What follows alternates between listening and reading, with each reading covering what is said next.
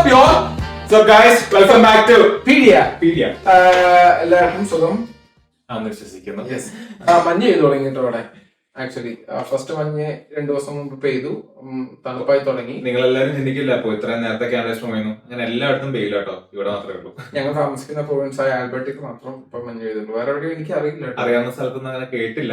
പിന്നെ ഇന്നിവിടെ ഇരിക്കാൻ കാരണം എന്താണെന്ന് വെച്ച് കഴിഞ്ഞാൽ കുറച്ച് ആളുകൾ ഞങ്ങളോട് ചോദിച്ചു.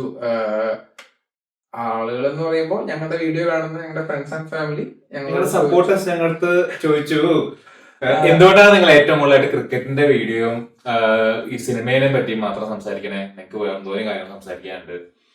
അപ്പൊ അങ്ങനത്തെ ഒരു ചോദ്യം ഞങ്ങൾ ഒരാളെടുത്തൊന്നല്ല കുറെ പേരെടുത്തൊന്നായി ഞങ്ങൾ കേൾക്കുന്നു. കൂട്ടുകാരന്മാര് പറഞ്ഞു, വീട്ടുകാര് പറഞ്ഞു, എല്ലാവരും പറഞ്ഞു. അപ്പൊ കാര്യം എന്താണെന്ന് വെച്ച് കഴിഞ്ഞാൽ സത്യം പറഞ്ഞ ഇതിനെപ്പറ്റി ഞങ്ങൾക്ക് നല്ല രീതിയിൽ അറിയാം. ഞങ്ങൾ എപ്പോഴും ഒന്നാമത്തെ കേസ് ഞങ്ങൾ ക്രിക്കറ്റ് കണ്ടിന്യൂസ് ആയിട്ട് ഫോളോ ചെയ്യുന്ന ആൾക്കാരാണ്.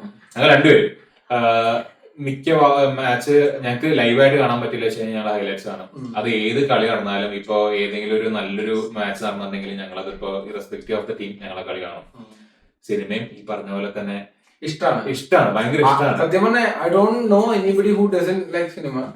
പിന്നെ ചെറുപ്പം തൊട്ട് നമ്മൾ ചെയ്തു വന്നേക്കുന്ന കാര്യം തന്നെയായിരുന്നു ഏറ്റവും കൂടുതൽ എന്ന് വെച്ച് കഴിഞ്ഞാൽ ഒഴിവ് സമയം ആനന്ദകരമാക്കാൻ കണ്ടതും കേട്ടതും എല്ലാം ക്രിക്കറ്റാണ്. ക്രിക്കറ്റ് കളിക്കാൻ പോയത് ഈ പറഞ്ഞ പോലെ ചെറുപ്പത്തിൽ വീട്ടിലിരുന്ന് നമ്മള് ഏറ്റവും ട്രെൻഡിങ് ആയ കളികൾ രണ്ടെണ്ണം ഫുട്ബോളും ക്രിക്കറ്റും ആയിരുന്നു നമ്മുടെ എല്ലാം ബാല്യകാലത്ത്.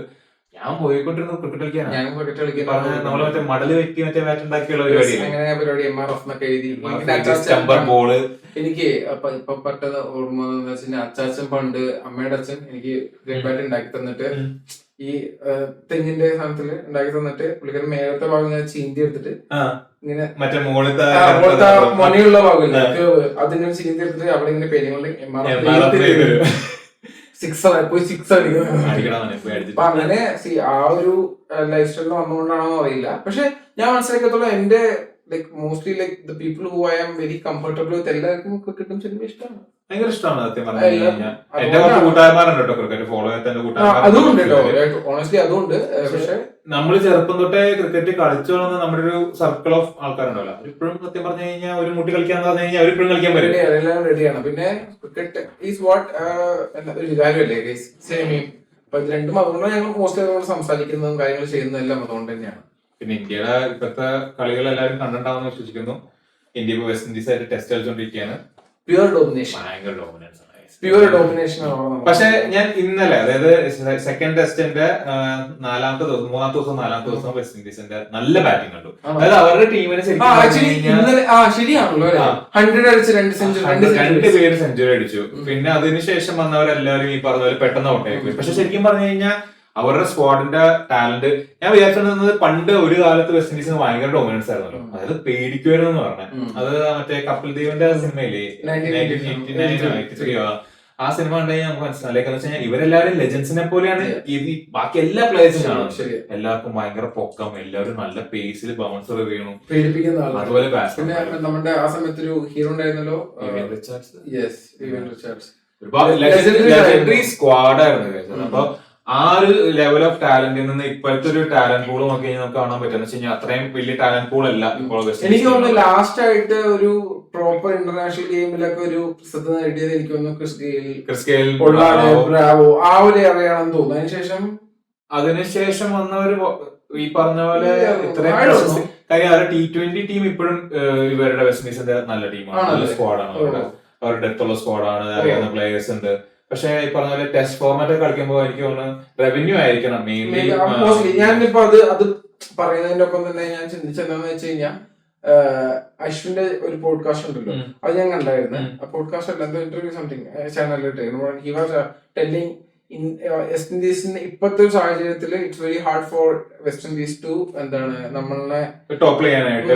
കാരണം എന്താണെന്ന് വെച്ച് കഴിഞ്ഞാൽ വെസ്റ്റ് ഇൻഡീസിന്റെ ആ ഇൻഫ്രാസ്ട്രക്ചറും അവർക്ക് ഭയങ്കര മോശമാണ്. കാരണം ഇപ്പൊ ഇന്ത്യ നടക്കുന്ന കളിയായതുകൊണ്ട് തന്നെ ഇന്ത്യയിലോട്ട് ഒരുപാട് പേര് അവർ വന്ന് പ്രാക്ടീസ് ചെയ്യലും എല്ലാം ചെയ്യുന്നുണ്ട്. ഇന്ത്യയുടെ ഐ ഡോണ്ട് നോ എനിബഡി കേട്ടിട്ടുണ്ടോ എന്ന് എനിക്കറിയത്തില്ല, ഇന്ത്യയുടെ സെന്റർ ഓഫ് എക്സലൻസ് എന്ന് പറഞ്ഞ ഒരു പ്ലേസ് ഉണ്ട്, ബാംഗ്ലൂർ തുടങ്ങിയതാണ്. അത് ലെജൻഡറി സാധനമാണെന്നാണ് പറയുന്നത്. കാരണം എന്താ വെച്ചാൽ ഒരു ക്രിക്കറ്റ് ഒരു ബഡ്ഡിങ് ക്രിക്കറ്റർ എന്നല്ലെങ്കിൽ ഹൂവർ പ്ലേസ് ക്രിക്കറ്റ് അവർക്ക് വേണ്ടിയിട്ടുള്ള എല്ലാ സൗകര്യങ്ങളും ഉള്ള ഒരു different kind of pitch, different kind of soils എല്ലാം ഉള്ള ഒരു മെയിൻ സെന്റർ ഓഫ് എക്സലൻസ്. അപ്പൊ അങ്ങനത്തെ ഒരു ഇത്രയും കോൺട്രിബ്യൂട്ട് ചെയ്യുന്ന, ഇത്രയും സപ്പോർട്ട് ചെയ്യുന്ന നമ്മുടെ കൺട്രി ഏറ്റവും കൂടുതൽ സപ്പോർട്ട് ചെയ്യുന്നത് ക്രിക്കറ്റിനാണ് ഒബ്വിയസ്ലി. അപ്പൊ അതുകൊണ്ടാണ് ക്രിക്കറ്റ് ഇപ്പോഴും നമുക്കൊരു 3 ഫോർമാറ്റിലും ഒരു ചാലഞ്ച് ഉള്ള സ്കോഡ് ഉള്ളത്. അതുകൊണ്ട് തന്നെയാണ് ഒബ്വിയസ്ലി അങ്ങനെയാണല്ലോ. അപ്പൊ ഇതേ സംഭവം വെസ്റ്റ് ഇൻഡീസിൽ കിട്ടാത്തോണ്ടാവാം. അതെ അതെ, ഓഫ്കോഴ്സ്. അത് ബാക്കിയുള്ള രാജ്യങ്ങളിലെല്ലാം സത്യം പറഞ്ഞു കഴിഞ്ഞാൽ ഇപ്പൊ കിട്ടുന്നത് ഇപ്പൊ അവർ എക്സ്പോഷർ കുറവാണ്. പക്ഷെ അവർക്ക് ആ ടാലന്റ് ഉണ്ട് എന്നുള്ളത് അത് എനിക്ക് ഇപ്പോഴും തോന്നിയിട്ടുണ്ട്. വെച്ചാൽ അണ്ടർഡോഗ് ആയിട്ട് കളിക്കുന്ന ടീമുകൾ ഏതെങ്കിലും ഒരു പോയിന്റിൽ അവരുടെ വൃതം നടത്തും. ഇന്ത്യ ഇതുപോലെ തന്നെയായിരുന്നല്ലോ. ഇന്ത്യയും ഇതുപോലെ തന്നെ ടെസ്റ്റിൽ ബാക്കി എല്ലാ രാജ്യങ്ങളുമായിട്ടും തോറ്റ് നടന്നുകൊണ്ടിരുന്ന ഒരു സമയം ഉണ്ടായിരുന്നു. അതൊന്നും ശരിക്കും പറഞ്ഞാൽ വിരാട് കോഹ്ലി എന്നുള്ള ക്യാപ്റ്റൻ ആണ് ശരിക്കും പറഞ്ഞാൽ ഒരു റെവല്യൂഷൻ കൊണ്ടുവന്നത്. നമ്മൾ ഡ്രോ അങ്ങനത്തെ ഒരു ആറ്റിറ്റ്യൂഡ് ഇല്ല, ജയം തോക്ക അല്ലെങ്കിൽ ജയിക്കുക, അതല്ലാണ്ട് നമ്മൾ വെറുതെ so go for it, give your all. അപ്പൊ ആ ഒരു ആറ്റിറ്റ്യൂഡും ആ ഒരു സ്പിരിറ്റും ശരിക്കും പറഞ്ഞു കഴിഞ്ഞാൽ ഒരു പ്ലെയർ കൊണ്ടുവന്ന് ഇപ്പൊ IPL വന്നുകൊണ്ട് ഒരിക്കലും ടെസ്റ്റ് ക്രിക്കറ്റിനകത്ത് വലിയ കാര്യമായിട്ട് മാറ്റം ഉണ്ടായെന്ന് ഞാൻ വിശ്വസിക്കുന്നില്ല. അഫ്കോഴ്സ് T20 വൈറ്റ് ബോൾ ക്രിക്കറ്റിനകത്ത് ഒരുപാട് ഉണ്ടായിട്ടുണ്ട്. ടെസ്റ്റ് ക്രിക്കറ്റിനെ ശരിക്കും പറഞ്ഞു കഴിഞ്ഞാൽ ടെസ്റ്റ് ക്രിക്കറ്റിന്റെ ഒരു പ്രൗഢിയിലേക്ക് എത്തിച്ചതിന് വിരാട് കോഹ്ലിക്ക് അതില് അശ്വിൻ പറയുന്നത് എന്താണെന്ന് വെച്ച് കഴിഞ്ഞാൽ ICC വാണ്ട്സ് ടു എന്താണ് ടെസ്റ്റ് ക്രിക്കറ്റിനെ ഒരുപാട് കുറച്ചുകൂടെ പ്രൊമോട്ട് ചെയ്യാൻ നല്ല ആഗ്രഹമുണ്ട് ICCക്ക്. അപ്പോ ദേ ആർ ആക്ച്വലി അതിന്റെ ഇൻട്രസ്റ്റ് ഓൾറെഡി പറഞ്ഞു കഴിഞ്ഞു. പക്ഷെ I think they should start investing more money into it. Different countries, പല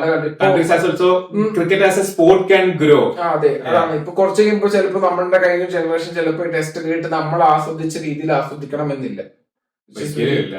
അപ്പോ ഞാൻ സത്യം പറഞ്ഞു വെച്ചാൽ എനിക്കും ഒരു പോയിന്റിൽ ടെസ്റ്റ് ക്രിക്കറ്റിനോടുള്ള ഇഷ്ടം പോയായിരുന്നു. ഞാനൊരു സമയത്ത് ടെസ്റ്റ് ക്രിക്കറ്റ് മുഴുവനായിട്ട് കണ്ടുകൊണ്ടിരുന്ന ഒരു ഇതിൽ നിന്ന് എനിക്ക് ടെസ്റ്റ് ക്രിക്കറ്റ് കാണാൻ വേണ്ട, ഞാൻ സ്കോർ നോക്കിക്കോളാം എന്നുള്ള രീതിയിലേക്ക് എന്റെ താല്പര്യം കുറഞ്ഞു പോയത് വിരാട് കോഹ്ലി എന്ന് പറഞ്ഞ ഒരു പുള്ളിക്കാരനാണ് സത്യം ഞങ്ങളുടെ ജനറേഷൻ ആയതുകൊണ്ടായിരിക്കും. ഞങ്ങള് ഗ്രോയിങ് അപ്പ് ഞങ്ങൾ ഇവരെ കണ്ടാണ് വന്നത്. സച്ചിന്റെ റിട്ടയർമെന്റ്, അത് കഴിഞ്ഞിട്ട് ട്രാൻസിഷൻ ചേഞ്ച്, ധോണി മാറുന്നു. ആൻഡ് ഗൈസ് വേറൊരു ഇൻട്രസ്റ്റിംഗ് ന്യൂസ് ഉണ്ടെന്ന് വെച്ച് കഴിഞ്ഞാൽ ഐ തിങ്ക് ഓസ്ട്രേലിയ ഇപ്പൊ എനിക്ക് ഒക്ടോബർ 19 അവര് ഓസ്ട്രേലിയ പോയല്ലോ സീരീസിന് വേണ്ടിട്ട്, 1 ഡേ സീരീസിന്. അപ്പൊ അവര് വിരാട് കോഹ്ലിക്കും രോഹിത് ശർമ്മയ്ക്കും ഒരു റിട്ടയർമെന്റ് പാർട്ടി പോലെ കാര്യം ഇവര് രണ്ടുപേരും 2 ഫോർമാറ്റ് ഓഫ് ക്രിക്കറ്റിന് ചെയ്ത കാര്യങ്ങൾ, ഒരാൾ വൈറ്റ് ബോളിനും ഒരാൾ റെഡ് ബോളിനും ചെയ്ത കാര്യങ്ങൾ, ആ കോൺട്രിബ്യൂഷൻ, അത് പിള്ളേർക്ക് കളിക്കാൻ ഉണ്ടാക്കിയ താല്പര്യം എന്ന് പറയുന്നത് ചെറുതല്ലല്ലോ. അപ്പോ ആ ഒരു കാര്യം അത് ശരിക്കും പറഞ്ഞാൽ BCCIക്ക് ഓപ്പർച്യൂണിറ്റി മിസ്സായില്ല. അവർ രണ്ടുപേരും സമ്മതിച്ചില്ല. പിന്നെ ഇതിൽ കുറെ പൊളിറ്റിക്സ് ഒരുപാടുണ്ട്. കാരണം ഈ ഗൗതം ഗംഭീർ ആയിട്ടുള്ള പ്രശ്നങ്ങളും പിന്നെ നമ്മൾ ഈ പറയണ പോലെ എത്രത്തോളം ഇതിനകത്ത് സത്യമാണെന്ന് അറിയില്ല. ആഴത്തോട് ചിന്തിക്കുമ്പോ കുറെ എണ്ണം കണക്ട് ആവുന്നുണ്ട്. പക്ഷെ ഐ എം നോട്ട് ഷുവർ എത്രത്തോളം ഇതെല്ലാം തമ്മിൽ കണക്ഷൻ ഉണ്ട്. ഇപ്പൊ ഈ പറഞ്ഞ പോലെ നമ്മൾ കഴിഞ്ഞ എപ്പിസോഡിൽ സംസാരിച്ചിരുന്നില്ല, രോഹിത് ശർമ്മ റിട്ടയർ ആവില്ല, റിട്ടയർ ആവാതിരിക്കട്ടെ, നമ്മളെല്ലാരും ഇത് ചെയ്യുന്ന പോലെ. പക്ഷെ it's all part of maybe a big thing. വരാൻ പോകുന്ന എന്തെങ്കിലും വലിയൊരു നല്ല കാര്യത്തിന് വേണ്ടിട്ടായിരിക്കാം. സോ അപ്പൊ അങ്ങനെ ക്രിക്കറ്റും അങ്ങനെയാണ്. അതേപോലെ സിനിമയെ പറ്റി പറയുമ്പോൾ സിനിമ ഞങ്ങളെല്ലാം വെറുതെ ഇരിക്കുമ്പോൾ ഞങ്ങൾ സിനിമ കാണാറുണ്ട്. ഇന്നലെ ഒരു പടത്തിന് പോയി The Battle After Another. One Battle ഡികാപ്രിയോയുടെ ഒരു One Battle After Another. Leonardo ഡികാപ്രിയോയുടെ അത് ഭയങ്കര സത്യം പറഞ്ഞു കഴിഞ്ഞാൽ കുറെ ഇപ്പൊ ട്രെയിലർ കണ്ടിട്ട് ഞങ്ങളൊരു കൂട്ടം ആൾക്കാരാ പോയത്. സത്യം പറഞ്ഞു കഴിഞ്ഞാൽ ഞങ്ങളൊരു 8 പേരോളം പോയി. ട്രെയിലർ കണ്ടപ്പോ കുറച്ചു പേർക്ക് സത്യം പറഞ്ഞാൽ ഇഷ്ടപ്പെട്ടു, കുറച്ചു പേർക്ക് മൈൻഡ് പോലും ഞാൻ ആ പടം കാണണമെന്ന് പറഞ്ഞിട്ട് ഞാൻ ട്രെയിലർ കണ്ടപ്പോ I was totally against watching. Against അല്ല, പക്ഷെ എന്റെ ഉള്ളിനുള്ളില് ഓൾറെഡി ഞാൻ തീരുമാനിച്ചു പോകുന്നു. പിന്നെ ഉള്ളിനുള്ളിൽ പോണോ എന്ന് ഞാൻ ചിന്തിച്ചായിരുന്നു. പക്ഷെ ഭയങ്കര ഇഷ്ടമായി. Movies actually good guys. നല്ലൊരു ചെറിയൊരു പ്ലോട്ടിനെ നല്ല രീതിയിൽ പ്രസന്റ് ചെയ്തത്. ഭയങ്കര രസമുണ്ട് ആ പടം കണ്ടിരിക്കാനും. അതിന്റെ കഥ പോകുന്ന പോക്കും ഒരു ഫൺ മൂവിയാണ്. അതായത് കുഴപ്പമില്ല, ഒരു കോമഡി പോലെ ചിരിക്കാൻ ഒരുപാട്. അതിനകത്ത് വിചാരിച്ചതിൽ ഒരുപാട് ചിരിക്കാനുണ്ടായിരുന്നു. അത് പ്രതീക്ഷിച്ചില്ല. ആ ഒരു എലമെന്റ് ഞങ്ങൾ ആ മൂവിയിൽ പ്രതീക്ഷിക്കാനുള്ള. ആൻഡ് ഇതിന്റെ പറയുമ്പോ director Paul Thomas Anderson brilliant job making that movie. Because അതിന്റെ മേക്ക് നല്ല രസമായിട്ടാണ്. നല്ല രസമുണ്ട് അതിന്. ടോട്ടലായിട്ട് ആ പടം പോകുന്ന ഫ്ലോയും I think I loved it movie. കുഴപ്പമില്ല മൂവി. ഐ വുഡ് റേറ്റ് ഒരു 3 out of 5. Okay, I will rate 4 out of 5. Yeah, ഇച്ചിരി കൂടെ കൂടുതൽ കൊടുക്കും. ഇഷ്ടമായിരുന്നു, പക്ഷെ എന്തായാലും 3 കൊടുക്കും. Because DiCaprio did a very good job. അതിനകത്ത് കുറെ ക്യാരക്ടേഴ്സ് ഉണ്ട്. അഭിനയിച്ച കുറച്ച് ക്യാരക്ടേഴ്സ് ഉണ്ട്. അതിനകത്ത് അഭിനയിച്ച ഷോൺ പെൻ അഭിനയിച്ച ക്യാരക്ടർ നല്ലതാണ്. അതുപോലെ അതിനകത്ത് സെൻസ് ചെയ്ത് അഭിനയിച്ച ഒരു ക്യാരക്ടർ ഉണ്ട്. അത് നല്ല രസമുണ്ട്. സൂപ്പറാണ്. Everything is good. I think you should all watch the movie and കമന്റ്സിൽ വന്നിട്ട് നല്ല ഇഷ്ടപ്പെട്ടോ ഇഷ്ടപ്പെട്ടില്ല എന്ന് പറയുന്നത് നന്നായിരിക്കും. ഞങ്ങള് ഇപ്പൊ കോമൺ ആയിട്ട് ഈ 2 ടോപ്പിക്സ് ആണ് ഞങ്ങൾ ഏറ്റവും കൂടുതലായിട്ട് ഞങ്ങൾ അങ്ങോട്ടും ഇങ്ങോട്ടും ചർച്ച ചെയ്യണ.